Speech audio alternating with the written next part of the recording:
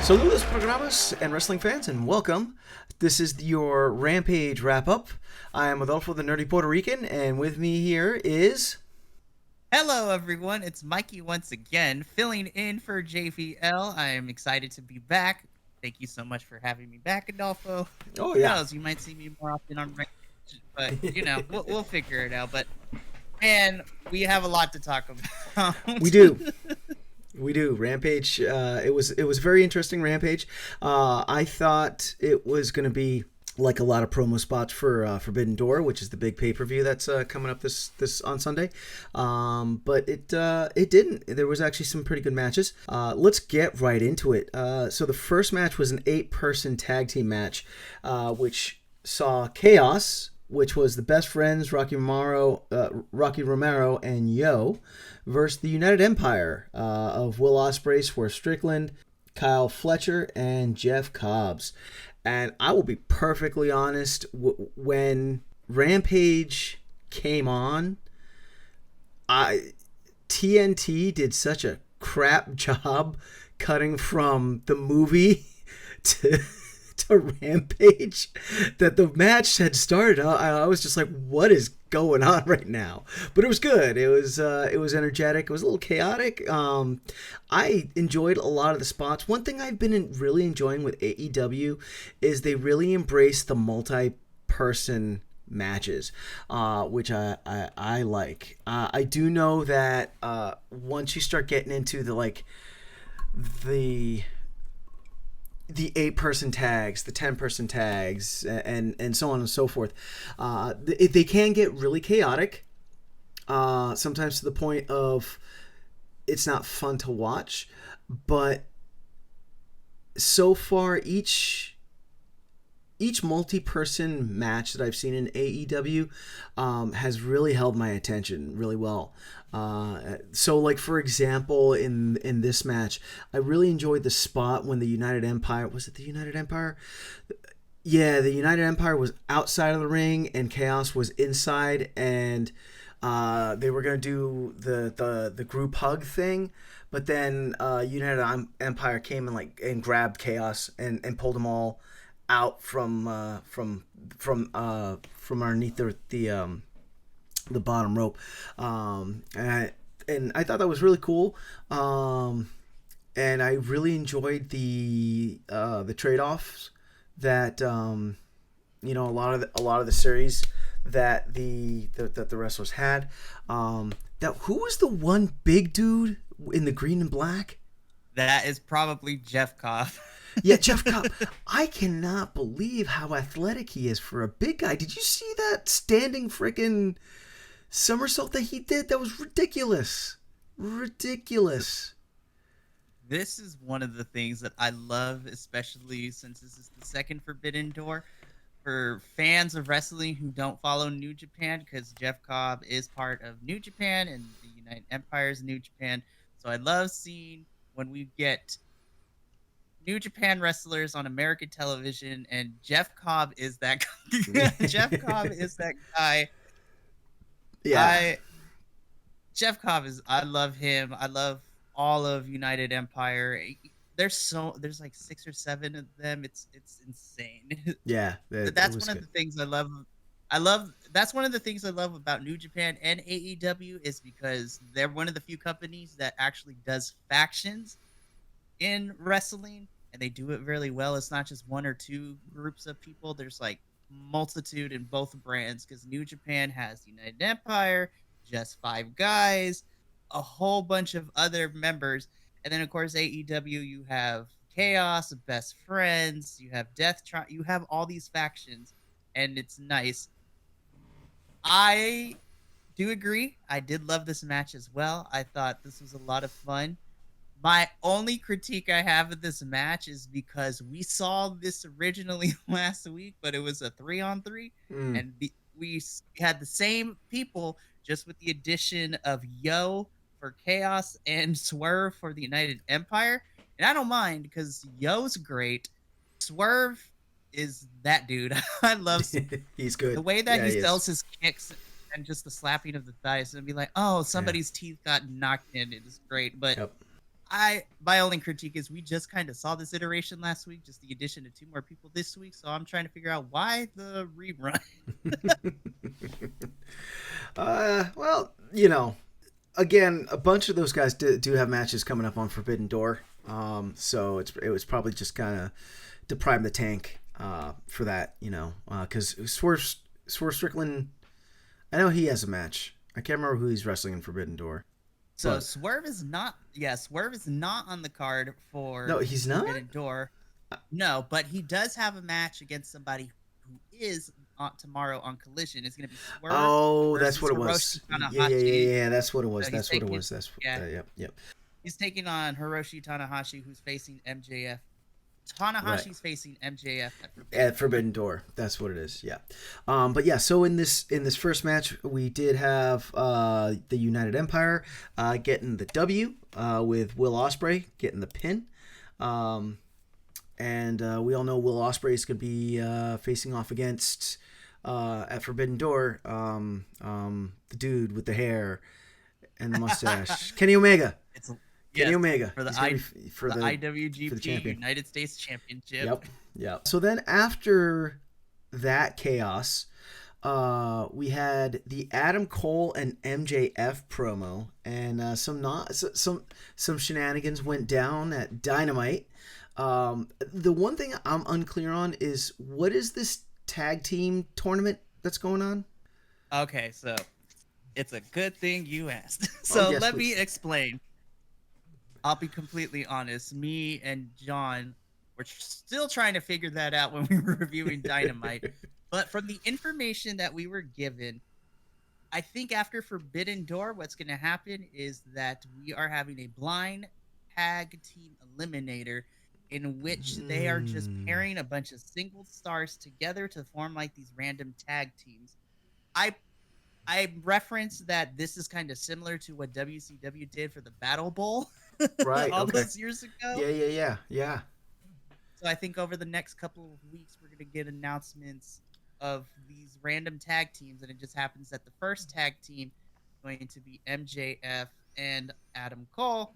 And the winner of this tournament gets a shot at the AEW Tag Team Championships, which means that whoever wins this tournament, and my guess is this is either going to go to All In August, or if they're going to drag this tournament out to All Out, but they're going to be facing FTR at some point for those Tag Team Championships. And so MJF and Adam Cole are the only team that we've gotten for this so far. We don't know who else is involved with it. I'm pretty sure... I wouldn't be surprised if we get the likes of, I don't know, Chris Jericho and Sammy might team up, and then if the split doesn't happen between those two at Forbidden Door after their match, I think this tag team eliminator tournament is probably being used to further storylines that are going to head to All In or All Out. Right. But that's what this tag team eliminator tournament is. I appreciate the tit for tat that happened because Adam Cole gaslit MJF in accepting the match against Tanahashi on Dynamite. And MJF's just like, hey, bro, you're going to have this match against Filthy Tom Lawler. Have fun. Yep. Cool. You're like, I'm coming. I got to take off my ring. I got to take off my belt. I got to take off my scarf. That was a great twist on that whole thing. Yeah. So, for the listening audience or the watching audience, so in this spot, what happened was Adam Cole came out, and he was going to do his thing, but before he could start talking, MJF comes out, and MJF, like Mikey said, says, since you talked me into my match at Forbidden Door. Oh, and then just to backtrack, we'll real quick, and this is why we had this discussion about this tag team thing, is that on Dynamite, the first names that were drawn to be the first tag team was MJF and Adam Cole. So they're supposed to be wrestling together in this tag team tournament that's coming up. And of course, we know that they both have heat against each other. Because Adam Cole wants the belt, and MJF is just MJF. So Adam Cole comes out. He's in the middle of the ring. He before he can talk, MJF comes out, and then that's when he does the whole thing. since you talked me into my match at Forbidden Door, I've got a match for you at Forbidden Door, and that's when Adam Cole gets jumped by Filthy Tom Lawler, who he will be wrestling at Forbidden Door, and some other dude. I didn't get his name. Tom Lawler first comes in, attacks Adam Cole, and then Tom Lawler's tag team partner in New Japan Strong, Royce Isaacs, that both of them make up the tag team of Team Filthy. All right, yep, there we go. So they just lay the beat down. Yep, and then while they're doing this, MJF is all like, "Hang on, buddy, I'm coming. Oh wait, my watch, it's taken. My watch is coming. Hang on, And he took a sweet ass time to get down to the ring, and it was just a fresh play on that whole like getting jumped and coming in and saving your tag team partner thing. I thought it was good. I thought it was a good spot. I'm excited to see more of MJF and Adam Cole, and I'm also I'm excited to see how they're gonna react wrestling together. So good spot. That was a good spot. So then, after that, we had The Acclaimed and Daddy Ass versus, we're calling, Mikey and I are going to just call these guys the Jobber Team from Chicago, because I don't even think we got their names when they announced the match, but it was pretty much a squash match. Would you agree, Mikey? This was definitely a squash match because the match itself was not even the important bit. The promo that happens afterwards is the important bit. Yeah. So then you had Holly Cameron from QTV comes out, and she's got these two dudes with her that are look like the Jabberwocky dance troupe guys, and Holly Cameron is trying to be like, oh, I can sing, and tries to do like a pop diva thing, and tries to rap as well. Makes some insinuations that oh man, oh god, what's his name? Anthony Bowens. Yeah, Bowens. Making some insinuations that Anthony Bowens had the hots for her, and I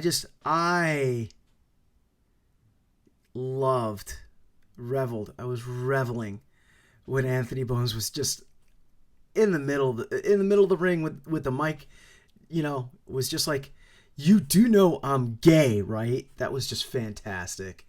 That was great. And then the crowd chanting, he's gay, he's gay. That was good. That was, I've been a wrestling fan for many years, and I know that the wrestling world tends to be a very, chauvinistic and homophobic area.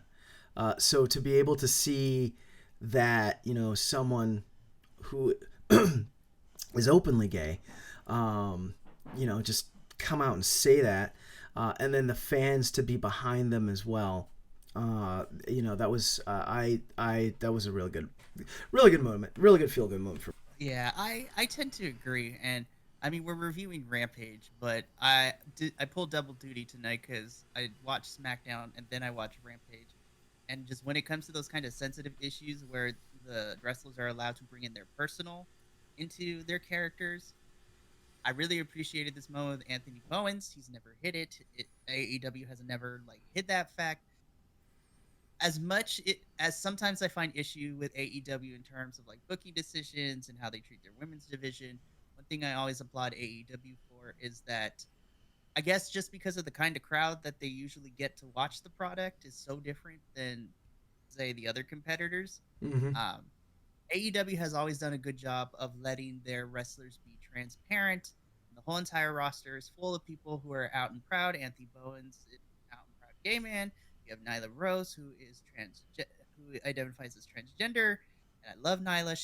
Her Twitter game is the funniest shit on the planet. As a side note, if you don't follow her on Twitter, go do so immediately because she is so good on Twitter. I love her so much. But the point being is that AEW has done a really good job of allowing these things to be aspects of these wrestlers and not used in a way where it's a story plot point or just for the gimmicks or for the laughs. Because SmackDown I have issues with SmackDown tonight because there was some there was some coding in terms of being racist, and but you'll hear that more on the SmackDown review. Yeah, I But was I about was to just say like, that can stay. That stay. Keep it in their lane, Mikey. Keep it in their lane. yes.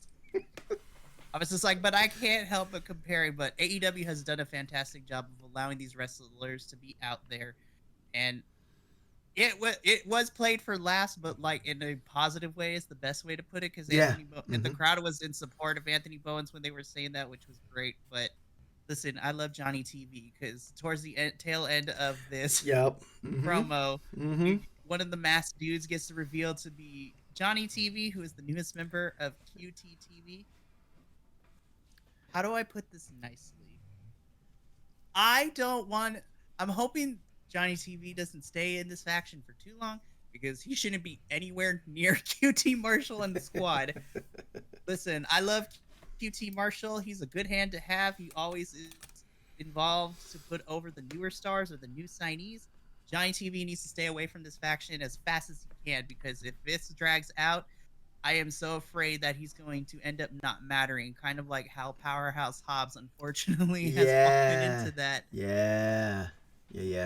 I was like, what happened? I'm like, Powerhouse Hobbs was out here wrecking things. He was the TNT championship. Yep. As soon as he got involved with QTTV, he lost the championship, and he really hasn't been on my television screen for the last couple of weeks. I know. I mean, he'll be on Collision tomorrow. It's like, keep people away from QTTV because his TMZ shtick doesn't work for me. Yep. Totally. So then, it turned out one of the dudes that was in the mask was Johnny TV, and he came out, and QTV they end up lumping up the Acclaimed and good old Daddy Ass, which I have to give Holly Cameron some props for standing over Daddy Ass and going suck it and dropping the mic on him. I was just like, wow. Wow. Honestly, like during this whole entire promo, I was just like, you know what? I'm behind Holly because she carried the whole entire promo up until the point that QT and Aaron Solo came out. Yeah. I was just like, she handled herself because really she was the only representative QTTV for the entirety of that promo between her, the Acclaimed, and Daddy Ass. I'm just like, and the fact that she actually rapped a little bit, I'm like, yes, these lyrics are corny, but I was like, you know what? You did a pretty good job. Right, yeah, she wasn't that bad. And it was funny seeing the Acclaimed and Daddy Ass, reacting as they did, because that's what they had to do. But yeah, she wasn't that bad, and her singing voice wasn't that bad either. So then that brings us to the first match of the Owen Hart tournament. Yeah. Memorial tournament. The Owen Hart Cup. The Owen Hart the women's Cup bracket. For the women's bracket. We had Sky Blue go up against Anna Jay. And I thought it was a good match. A big portion... I was kind of disgruntled because a big portion of it went into picture-in-picture. And then after picture-in-picture, it went to a straight commercial. And I was just like, come on. Okay, let's go on this rant real quick because this is not the first time this week where the best bits have been in picture-in-picture. So I have to get close to the TV screen with my glasses or a microscope, see what's happening. Yep. Listen, I understand that we're on cable television, and in order to run these programs, you have to have ads and commercials and things like that. But I was like, and this is not to knock the Acclaim, but I feel like you could have did that during that match and then go to commercial break because the message that you're sending is going to commercial during the only women's match that you have on Rampage this week is not a good look. Yeah. I was so disappointed. I was like, but I was like, okay, we go to commercial. I'm like, okay, we'll come back. All of a sudden, like, both of them are on the floor. And I'm like, what happened? What did I miss? Yep. It did seem like for most of the match, Anna Jay seemed to be dominant over Sky Blue, but then towards the end of the match, Sky Blue was able to turn around. Fucking Chris Jericho saying that she should be disqualified because she put hands on the manager dude, whatever his name was.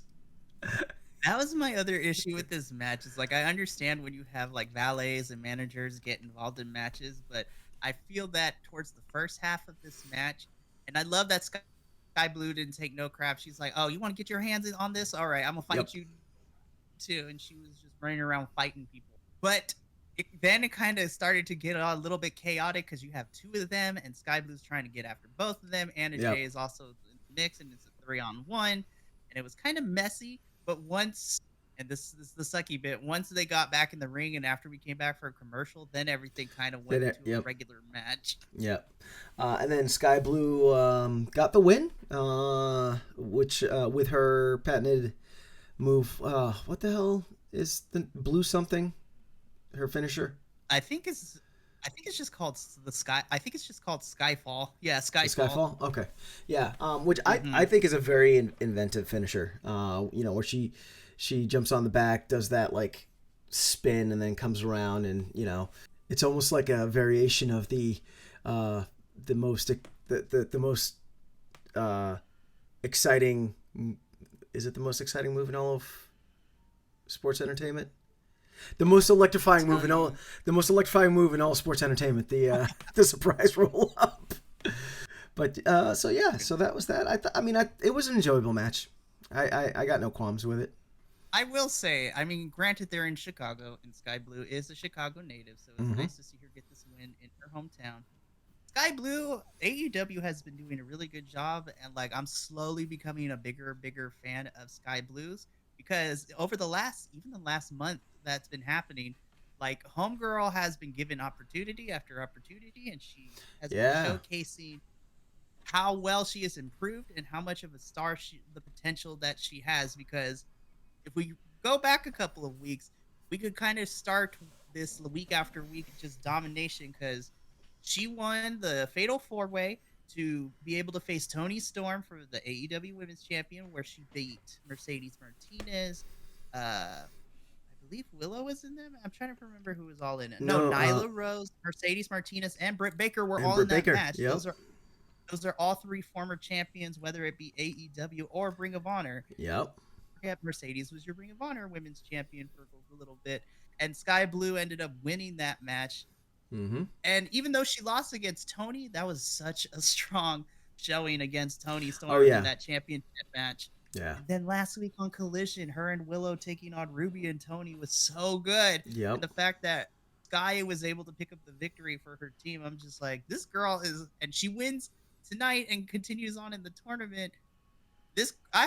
Honestly, I would love to see Sky win this Owen Hart tournament. I love Britt. That would be cool. But she won last year. I would love to see Sky. But looking at the other side of the bracket, I'm like, it's either going to be her, but I'm pretty sure Athena's going to win. But I would love it for Sky to pull up an upset. Yeah. Yeah, and that side of the bracket is the side that's the Sky Blues on, because that match, because I guess it's going to be on Dynamite. It's going to be Britt Baker and so the Ruby way that Soho, I think it is. Yeah, so the way they broke down the women's bracket is tonight we had Sky Blue taking on Anna Jay. If we're going in order, tomorrow on Collision, we have Nyla taking on... Oh, wait, I have it in my notes. Nyla is taking on Willow Nightingale. Mm-hmm. Mm-hmm. I'm cool either way. At Forbidden Door on the pre-show, it's going to be Billy Starks taking on Athena. And then on Dynamite, it's going to be Dr. Britt Baker versus Ruby Soho. And then by Dynamite, we will move that bracket into the semifinals match. Mm-hmm. Yeah. Really quick sidebar, and this is just me being an old wrestling fan, getting into wrestling and being practically back in my day,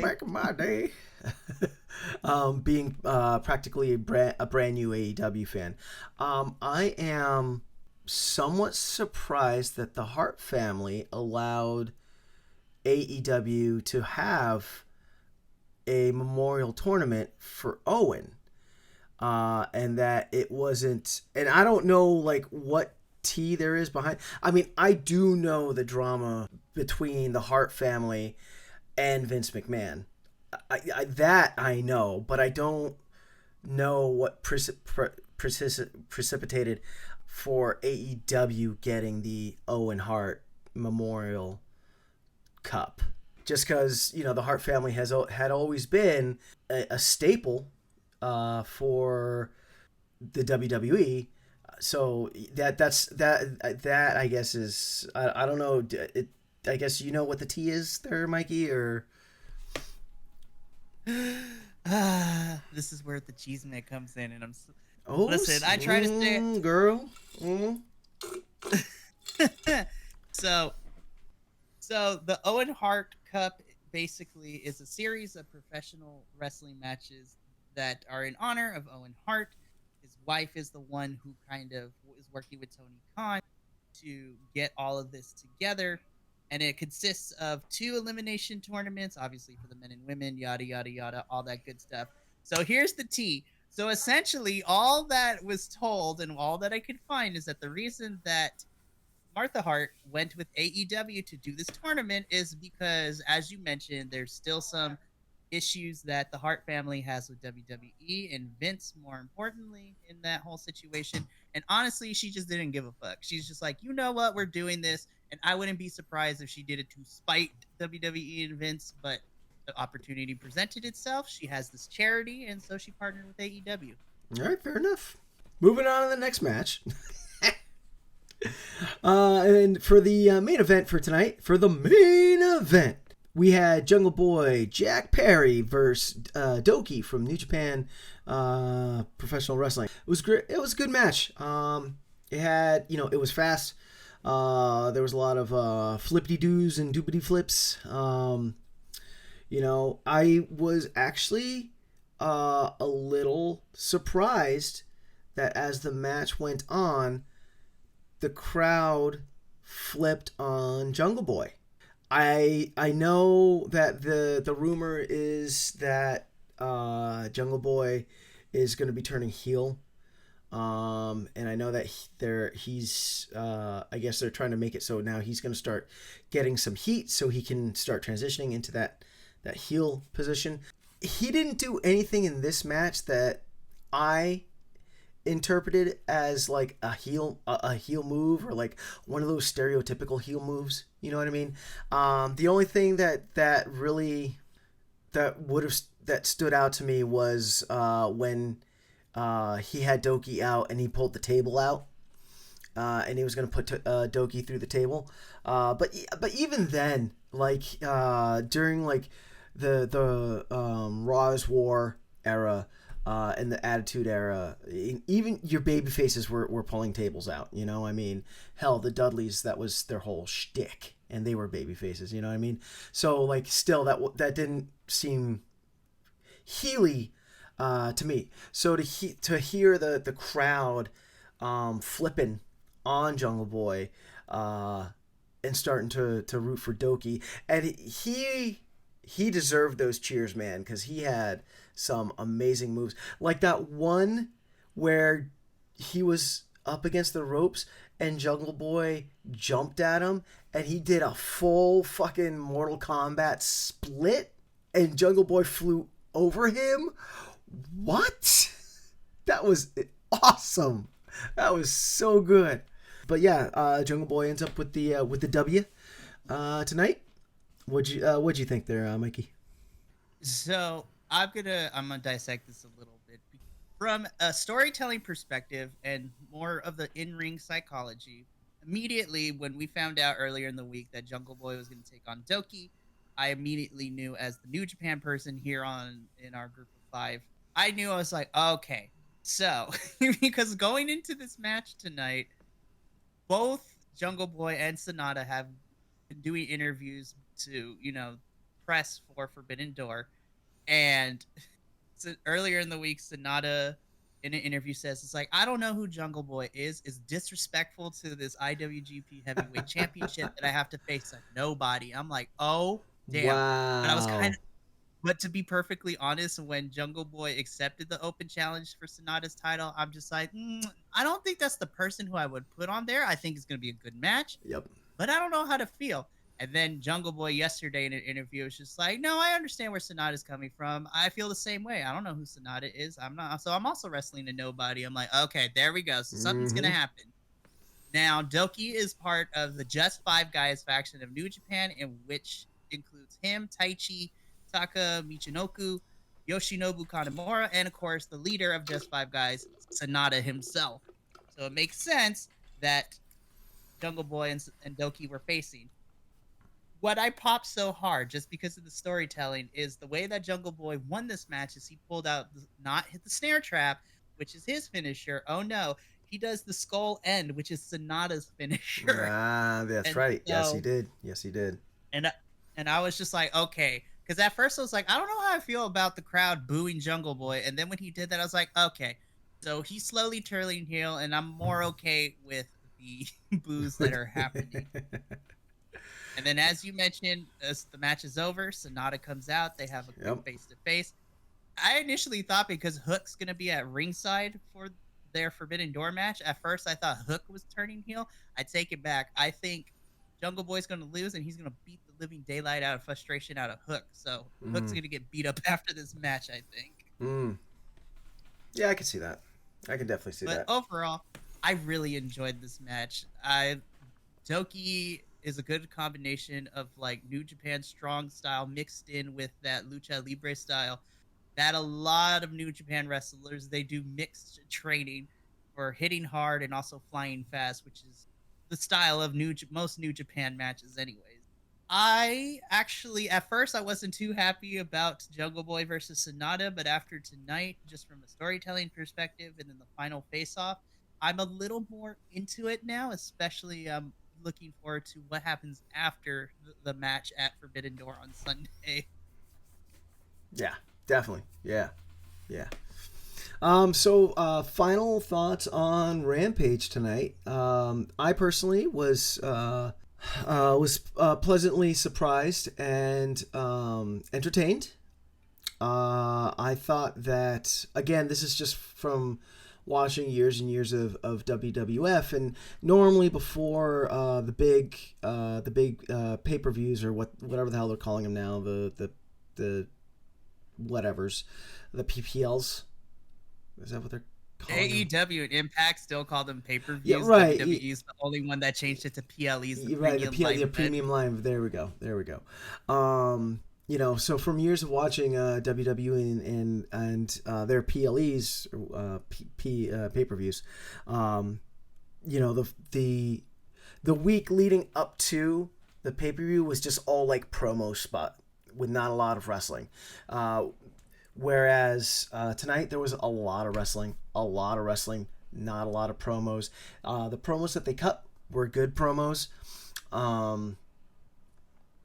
Not like Collision last week where the promos that they cut were like we could have cut that promo and given that time to some other matches and we would have been better off, but whatever. The promos were good, and it was a good time tonight. It was a good time, and it got me excited for the AEW wrestling this weekend. Yeah, I agree with you. I think Rampage was.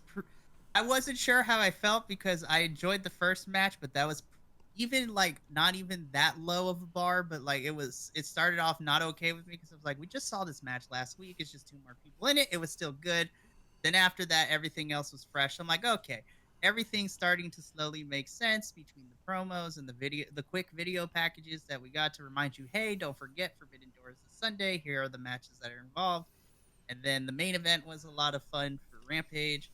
It was interesting, and it makes a lot of sense too because they had Jungle Boy and Doki cut like separate video promos talking about this match, and then Mark Henry was there live to do this time. Mm-hmm.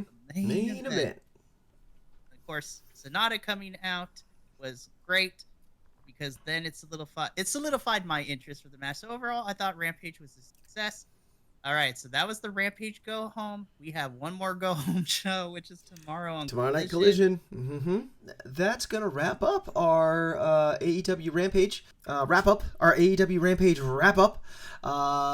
Good peoples, if you can think of a better name for the AEW Rampage wrap up, please by all means throw it down in the comments.